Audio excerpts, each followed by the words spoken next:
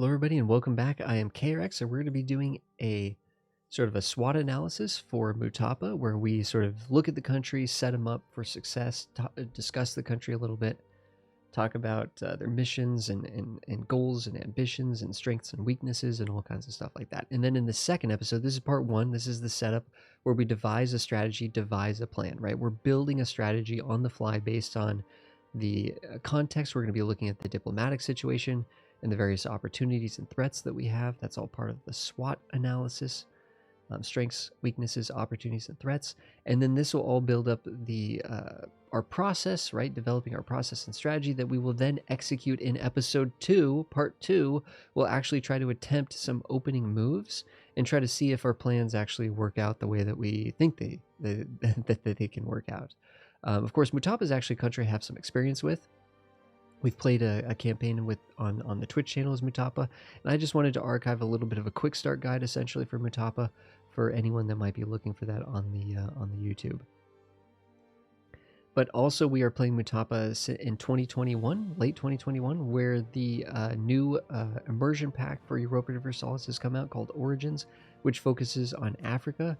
And just quickly, we can see here that it gives Mutapa a large mission tree of fully unique stuff that is contextual to Mutapa and Zimbabwe, which is a country that we can form as Mutapa now, as a formable nation. Does it actually list it here? It doesn't. No, it's via. I believe it is actually via. It's via one of these missions. Actually, converts us into. It could be this one here.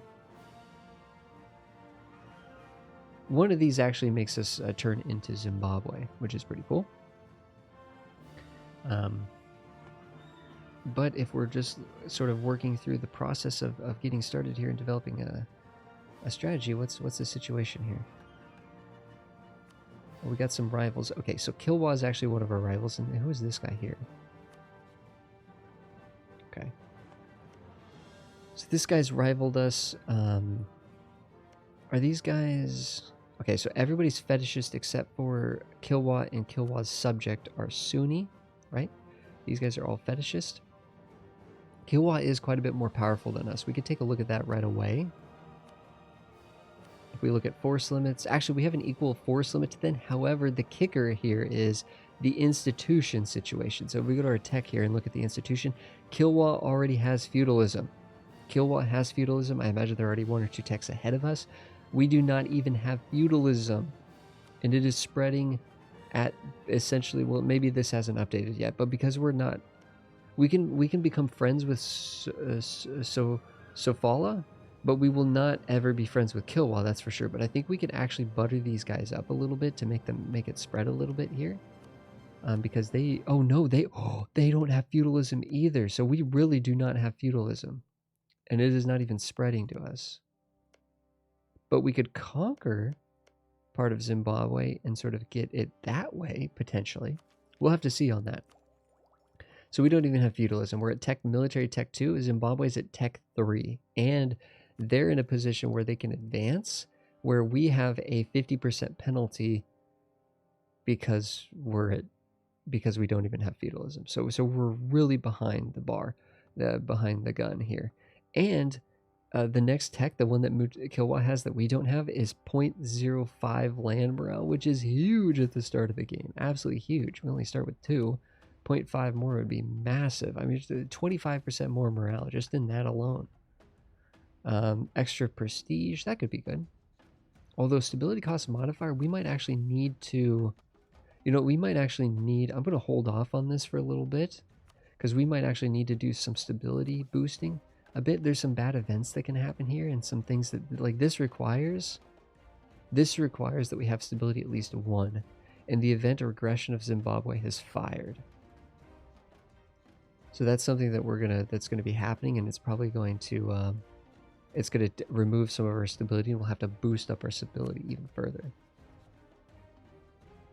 Yeah, unfortunately, nothing's gonna change with Kilwa. We might as well rival them though. And we might as well rival whoever it's allowing us to rival. It's allowing us to rival these guys, it seems. These are little nations here. And what we could do is we could actually try to ally this guy because he's a little bit buffered. Oh, are these guys these guys are subjects. Okay. of this country. This country, we need to get in here first. We need to make sure that we attack into here and take this land before Kilwa does, right? We don't want Kilwa to gain any more power. We might actually want to butter up Mombasa. We might want to ally Mombasa. Because if we can ally Mombasa, we can sort of put a seal on Kilwa's ability to expand, right? If we take over Makua completely and we ally Mombasa, it might prevent Kilwa from being able to expand anywhere, which would be huge. And hopefully Mombasa also allies Ajuran. That would be good. Or maybe they ally Malindi or something like that. Pate Malindi. Okay, so Malindi, Mombasa. See, it would be nice if Malindi actually rivaled Ajuran. So hopefully Malindi's not the one that gets the ally with Ajuran. Hopefully Malindi allies Kilwa, Mombasa allies Ajuran. We ally Mombasa. Kilwa can't attack Mombasa. That would be the end result of that. So here we need a spy network here because we're going to attack very quickly into these guys. Hopefully. Now the question actually is, what do our missions give us? Do we get free claims from any of these missions? Oh, gain a free stability if we can do this. Stability at least 1. We are fetishist. Oh, we need temples for this. That'll take a little bit. This wants us to integrate these guys. That'll take 10 years, right? It'll take 10 years before we can start to integrate them because there's a cooldown at the beginning of the game where when you're integrating your subjects, it says here to annex them, we have to wait till... Oh, it's only 1450. 6 years, actually. We can do this in 6 years.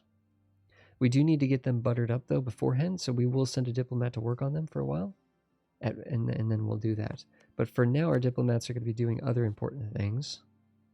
Let's get the alliance here with these guys, because they're a little bit further away. And again, we don't want Maravi to just consolidate all of this. We want Maravi to just not be able to do anything while we conquer these guys, while we conquer Maravi itself. And then once we've conquered all of this, we can just remove the alliance with these guys and attack them. That won't be a problem. Let's butter up Mombasa because they're not really that interested in alliance with us at the moment, but we can butter them up. So our diplomats are doing something, it seems. This will require temples, so that's way in the future. This wants 3 gold provinces. Currently we have 1. If we look at the gold here, we could see that we actually have, we have 2, and then we need to, but they have to be a certain development, and then we need to integrate these guys to get our 3rd one. So this basically is just telling us that we need 3 gold provinces with 10 development. We'll integrate these guys for the 3rd one. We have to dev these 3 provinces up to 10, and that'll finish this, which will give us a little bit of something. Nobility loyalty is greater than 65. Okay, so that's with the estates here. But the fate of Zimbabwe is the big one. The event of regression of Zimbabwe has fired. That will happen soon. And then if we can keep our stability high, we'll actually get permanent claims on a lot of this area, but I do not want to wait around. I don't want to wait around. I want to make sure we can attack these guys ASAP. Before, hopefully they don't get an alliance with Kilwa. They shouldn't, because Kilwa should desire their land, and Kilwa shouldn't ally someone that's a fetishist nation. I don't think. Not a really weak one, at least. We have a little bit of a crownland issue here, so we need to look at our estates and see how we can sort this stuff. If we seize land here, we'll be able to take care of that crownland modifier, which is nice. So we're getting some negatives for that. Oh, we don't have a cult that's selected. Tolerance to the true faith, +2. I actually like that for stability reasons, to be honest. However, discipline is going to give us the little bit of an edge that we're going to need against Kilwa. Improved relations is a really good modifier, but diplomatically, we're so isolated down here. Yeah, literally all of this is even isolated from us. The only people that know about us and care about us really is this tiny little sliver right here. So improved relations won't matter. We're going to eat all of these countries down here. We're going to fight Kilwa, and then there's only a tiny little need. We're not going to be playing a diplomatic game. There's just no real need for that. Our leader actually starts off at 33 years old, and he's actually, a 300. That's horrible. Is that random or is that fixed? That is absolutely terrible. But he is a 233 leader, so he's a pretty good general, and he'll probably die in combat. And then our heir is a 123, which I'm not impressed with either. You know what? We're biting the bullet. We're getting rid of our air. That's going to be a huge penalty on morale. Going down to, it will have like -5 morale because of this, unfortunately. However, that will be bouncing back because we're now in the negatives, and it'll try to trend back to 0. Oof. Our leaders do actually give +1 shock, which this is not good here. This is really not good. We probably need to focus military, because even if we don't have the institution, we might still need to pay for military tech 3 just to be competitive with our environment. So focusing on military there could be good. And this will balance us out a little bit because we have 0 military at the moment. So hopefully our air is really good. Fingers crossed. If we come back over here, what can we hit in here? I don't know if I want to hit any of these buttons yet, because again, we're going to have to be boosting up our stability soon. Although if we can actually improve our clergy equilibrium and loyalty and influence, they'll actually help us with, they'll give us a reduction to stability cost modifier. There's a bunch of stuff in here that we could do. Enables the decision, allows you to change your active cult every 20 years at the cost of 25 legitimacy. Enable the use of primary culture, which increases the strength of the cult. So it increases the strength of our cult, which is 2.5% discipline. So it doubles that, I believe. But it means that to change cults, we lose stability. I'm not going to be changing this anytime soon. This gives them a lot of influence, which is good because it makes them more powerful. Yeah, so this gives us an extra 2.5% discipline. So I believe that gives us 5% discipline now. And we just can't change that. To change that, we have to come use this decision, which we lose stability. So that's obviously really bad, but we're not going to be changing that. I think you still get to change this every once in a blue moon for free. So this isn't the end of the world. It gives us a little bit more influence, a lot more influence, and a little bit more equilibrium there. This could be really good for converting provinces. This will probably be something we'll want maybe eventually if we can afford that 30% influence. Heirs can choose a weaker version of a cult. Oh, nah. It's not that great. So I think we're just going to do the default ones here, and we'll probably eventually do the one for the cheaper advisors when we're actually at that point where we're worried about that. But this should be good. When both these things kick in, they'll have quite a bit. We should, and then their influence should go up to high enough to be good.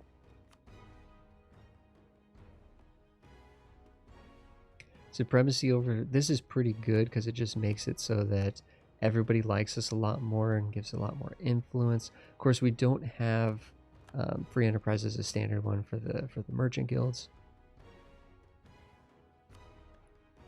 Getting more manpower could be interesting, right? At the cost of tax modifier. We're making tons of money because we're making 4 ducats from gold. That is insane. Very little of it is from taxation. You know what? I'm tempted to hit increased levies. I know it's going to make them a little influential, but I think the manpower is going to be a lot more critical to us in these tough wars against Kilwa than the money from taxation, because most of our money is actually coming from gold. We are getting a little bit of inflation per year, actually a lot, but some of it's getting battled out by the fact that we start with a yearly inflation reduction of 0.1. If we were to get a new advisor, we could cut that down by another 0.1, and it would almost stay even. So that's the advisor we want. A stability cost advisor could be really good because we're going to be boosting our stability a number of times soon, and we can afford this guy. Holy cow, this is kind of insane. I do not like our military advisor, so we might have to exchange that out eventually, but I think we do want this stability cost guy for now. For now, of course, we're going to want to build up to force limit. 1, 2, 3. Man, our money situation is fantastic right now, but inflation is going up.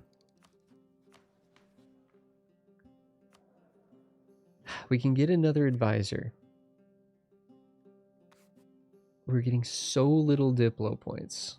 Diplo is not a very important technology, but it is an important power monarch point, because Diplo is how we actually dev up our production on our gold provinces, right? So Diplo is not terrible. And I'm not that impressed with either of these people for our military advisors. So I think I am actually going to come down here and get the spy network person. Get them working right now. We're still making 4 ducats a month. Do we start with a fort? Is this actually a fort? No, this is not an actual fort province. Okay. Where are the forts in the area? Kilwa has a fort, I believe, on there. No, they don't have a fort either? Oh. I thought Kilwa had a fort. Never mind. I guess there's no forts. No forts in this region of Africa. Okay. Easy peasy.